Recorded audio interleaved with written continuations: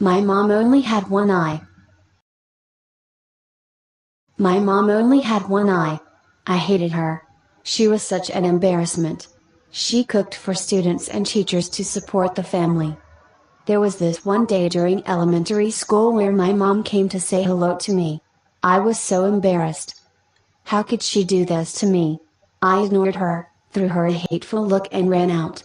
The next day at school one of my classmates said, "Ew, your mom only has one eye." I wanted to bury myself. I also wanted my mom to just disappear.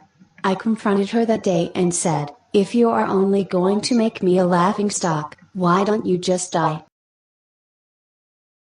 My mom did not respond. I didn't even stop to think for a second about what I had said, because I was full of anger.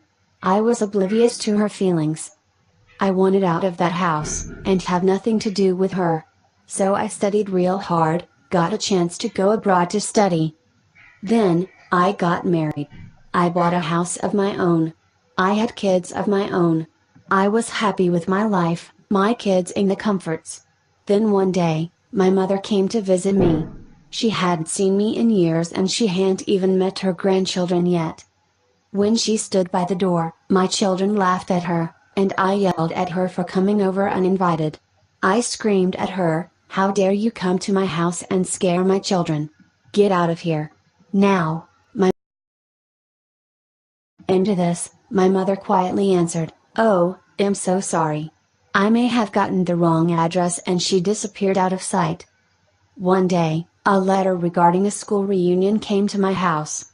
So I lied to my wife that I was going on a business trip. After the reunion, I went to the old shack just out of curiosity.